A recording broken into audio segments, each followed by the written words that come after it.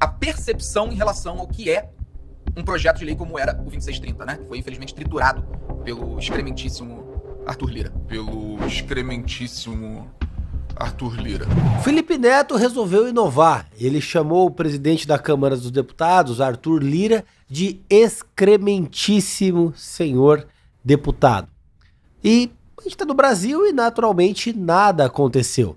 Eu fico imaginando se um advogado, se eu, por exemplo, peticionasse no STF, no preâmbulo, no cabeçalho de todas as petições, está lá excelentíssimo senhor, doutor, ministro, a qualificação que a pessoa tiver, e colocasse excrementíssimo no lugar. Com certeza, no mínimo, seria processado. Mas como estamos falando do líder imitador de foca, o Felipe Neto, nada, absolutamente nada aconteceu. Ele que é tchutchuca de ditador, que é a marionete do Lula, o emissário de informações da SECOM do Lula. Ele simplesmente faz o que bem entende, muda de opinião conforme o orçamento muda de bolso. E ainda assim, ele acha que tem licença para opinar, ele é versado em todos os assuntos, ele tem uma opinião sobre tudo, ele pode falar sobre qualquer coisa, com a máxima autoridade científica e simplesmente tem que ser aceito e acatado. Só que sequer tem a capacidade de respeitar um deputado. Porque, do outro lado, eu tenho certeza que qualquer pessoa conservadora, quando se dirige a um parlamentar de esquerda, por mais que tenha repulsa e ojeriza ao sujeito, ainda trata com os predicados que lhe são dados pelo respeito ao cargo.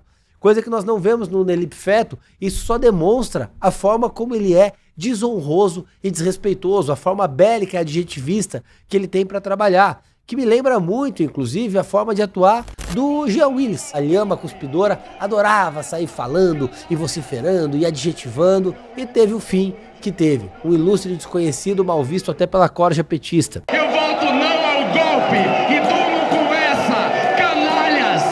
E essa revolta toda do Felipe Neto é porque o Arthur Lira resolveu que não vai atender os pedidos dos sojados sem testosterona e propagador de fake news e não vai pautar o PL das fake news. O Felipe Neto, a todo custo, ele quer que se paute o PL da censura, que se censure as redes sociais, que limitem a opinião das pessoas que pensam contrário ao governo Lula. E, naturalmente, o Arthur Lira tem segurado a pauta, não tem levado ela adiante, então ele se viu no direito de tratá-lo dessa maneira. Particularmente, eu tenho uma montanha de restrições ao Arthur Lira. Acho ele um cara inapto, acho ele insuficiente, acho ele, no mínimo, duvidoso, mas isso não me dá o direito de chamá-lo de excrementíssimo. Por mais que, às vezes, eu até tenha certa vontade. A questão é que o Felipe Neto é um sujeito desrespeitoso, aviltante, que adota esse tipo de postura. É lamentável, mas isso só mostra quão bélica e raivosa, enfurecida e desonrada é a esquerda. Inclusive, ele agrava da decisão e ele continua apelando por uma comunicação eficiente. Disse o seguinte: hoje perdemos o apoio da população quando usamos palavras de regulamentação e regulação. Estamos perdendo o debate público. Estão, porque o brasileiro não quer ser censurado. Regulamentação e regulação é censura, é limitação da liberdade. Toda vez que você vê um político falando em regulamentar ou em regular, leia-se o Estado interferir naquilo que é livre. Criar normas para restringir a opinião, para restringir a atuação.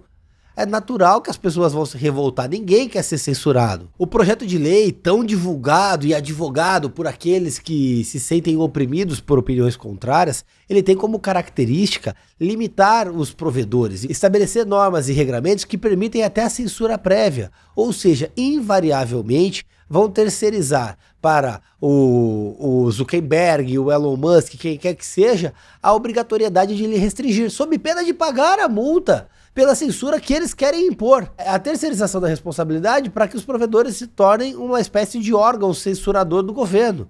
É isso que eles querem fazer através desse PL. É um completo descalabro. E pior, para que eles possam apenar os aplicativos e as plataformas, eles obrigam que eles que atuem no Brasil tenham um escritório em terras tupiniquins. Do contrário, você não poderá atuar. Então imagine que o Facebook ou o Instagram tenham um escritório apenas fora do país. Você não poderia acessar essas plataformas simplesmente porque elas não estão no país. É no mínimo ditatorial isso.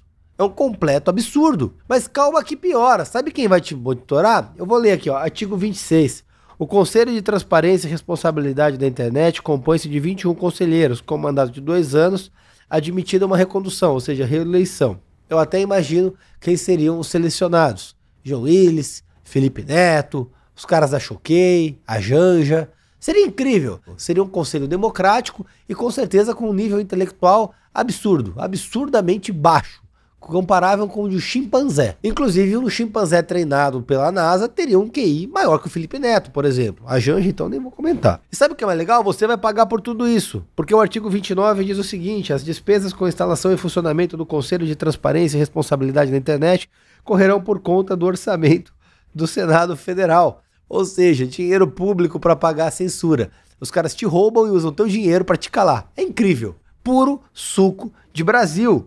E vamos concordar? O Arthur Lira não é exemplo de ética, muito menos de moral, tampouco de político.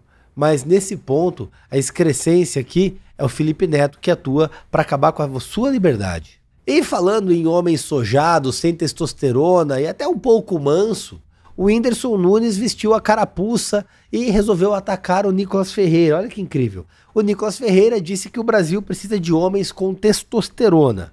E deixou a esquerda horrorizada, porque eles têm horror à testosterona, o hormônio que dá a virilidade masculina. Eles são homens sojados, são homens afeminados. Eu tenho certeza que toda feminista internamente tem um fetiche com um homem com testosterona de verdade. Um homem com H, como diriam os antigos. E o Nicolas Ferreira disse isso de forma figurada. O Brasil precisa de homens pujantes, homens com coragem, que tomem a frente, que tomem ações, que sejam homens de atitude.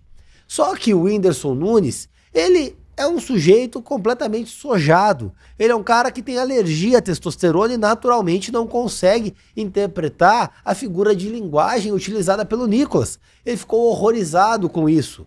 Eu entendo que para ficar horrorizado com uma fala de homens com testosterona, você tem que ser, no mínimo, um homem completamente afeminado. Porque se tiver um pingo de masculinidade, ou como diriam os antigos, honrar o que você tem no meio das pernas, no mínimo você entenderia o que foi dito.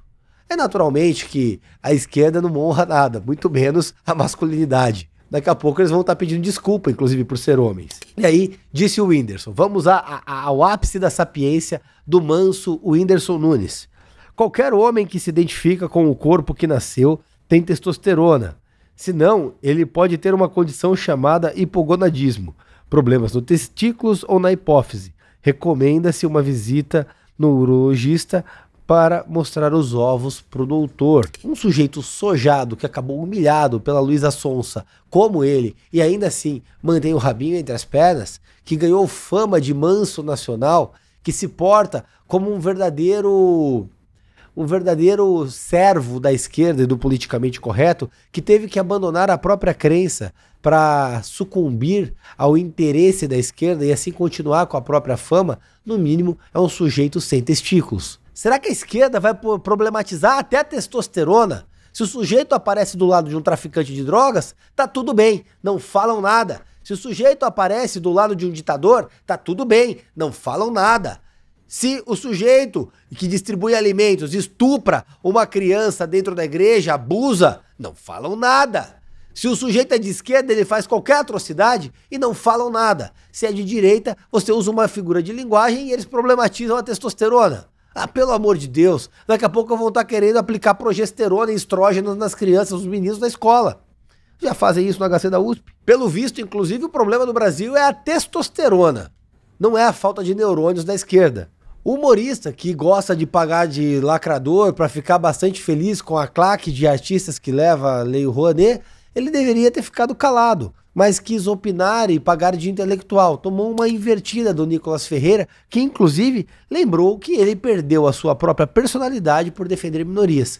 É isso, se você sucumbe à esquerda, você não perde apenas a sua masculinidade, você perde a sua honra, você perde os seus princípios e principalmente você perde a sua personalidade, a sua essência. Isso não dá para admitir. A esquerda é capaz de acabar com qualquer pessoa. No começo é apenas a humilhação, depois é a vergonha total. Tamo junto, um abraço, vamos processar tudo.